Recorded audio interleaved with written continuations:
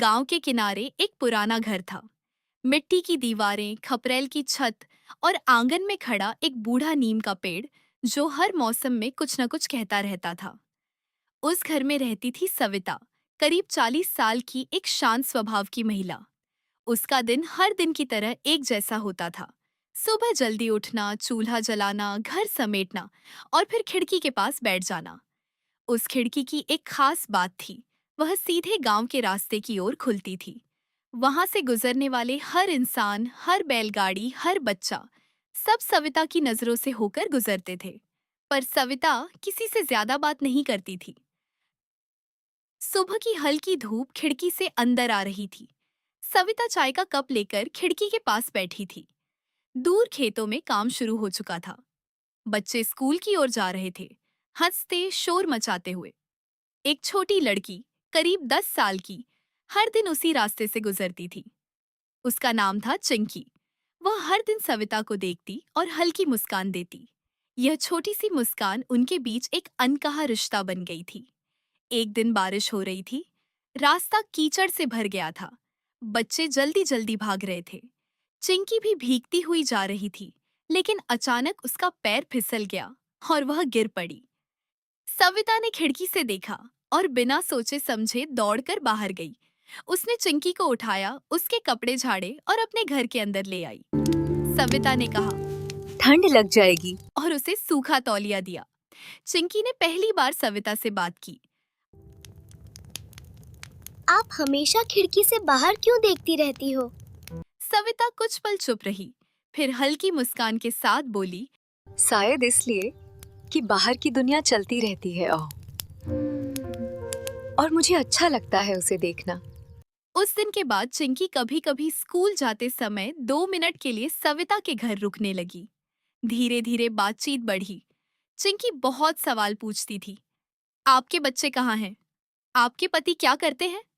आप हमेशा अकेली क्यों रहती हो? सविता हर सवाल का जवाब नहीं देती थी। कुछ सवालों पर वह बस चुप हो जाती। एक दिन चिंकी ने फिर पूछा। क्या आपको अकेलापन नहीं लगता? इस बार सविता ने खिड़की से बाहर देखा और कहा, अकेलापन तब लगता है जब हम किसी को खो देते हैं और फिर उसे वापस नहीं पा सकते। चिंकी को पूरी बात समझ नहीं आई, लेकिन उसने महसूस किया कि इस सवाल के पीछे कुछ गहरा दर्द है। कुछ दिनों बाद गांव में मेले की तैयारी शुरू हो गई। हर घर में चहल पहल थी। बच्चे खुश थे, बड़े लोग व्यस्त थे। चिंकी ने सविता से कहा, आप भी मेले में चलो ना। सविता ने सिर हिलाया। मैं नहीं जाऊंगी। पर इस बार चिंकी ने जिद नहीं की। वह समझने लगी थी कि सविता के नहीं के पीछे कोई वजह जरूर है। उस रात तेज हवा चल रही थी। नीम का पेड़ जोर जोर से हिल रहा था। सविता खिड़की के पास बैठी थी, लेकिन इस बार उसकी आंखें नम थीं। उसके मन में पुरानी यादें लौट आईं। कई साल पहले, वही घर, वही खिड़की, लेकिन उस समय सब कुछ अलग था। उसका एक छोटा बेटा था, रोहन। वह हर दिन उसी रास्ते से स्कूल जाता था। जाते जाते वह खिड़की की ओर देखता और हाथ हिलाता। एक दिन वह स्कूल से वापस नहीं आया। एक हादसा और सब कुछ खत्म। उस दिन के बाद सविता की दुनिया जैसे थम गई। उसने घर से बाहर निकलना बंद कर दिया। बस खिड़की के पास बैठकर उस रास्ते को देखने लगी, जैसे एक दिन रोहन वापस आ जाएगा। अगले दिन चिंकी हमेशा की तरह आई। उसने देखा कि सविता कुछ उदास है। क्या हुआ? उसने पूछा। सविता ने पहली बार अपने बेटे की कहानी सुनाई। उसकी आवाज धीमी थी, लेकिन हर शब्द में दर्द था। चिंकी चुपचाप सुनती रही।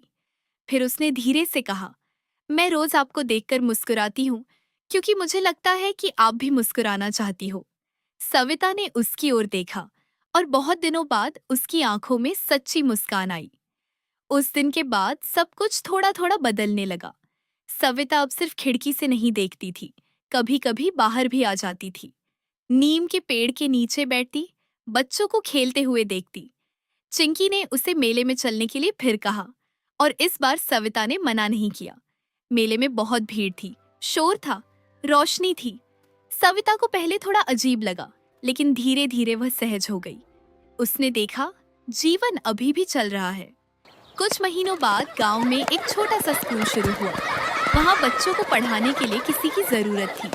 चिंकी ने सविता से कहा, आप पढ़ा सकती हो ना? सविता पहले हिचकिचाई, लेकिन फिर उसने हाँ कर दी। अब उसका दिन बदल गया था। सुबह वह बच्चों को पढ़ाने जाती और शाम को खिड़की के पास बैठती। लेकिन अब वह खिड़की उसके लिए सिर्फ इंतजार का प्रतीक नहीं थी, बल्कि एक याद थी। एक दिन चिंकी ने पूछा, अब आपको खिड़की से बाहर देखकर क्या लगता है? सविता ने मुस्कुराकर कहा, अब लगता है कि जो खो गया वो वापस नहीं आएगा, लेकिन जो बाकी है उसे जीना जरूरी है।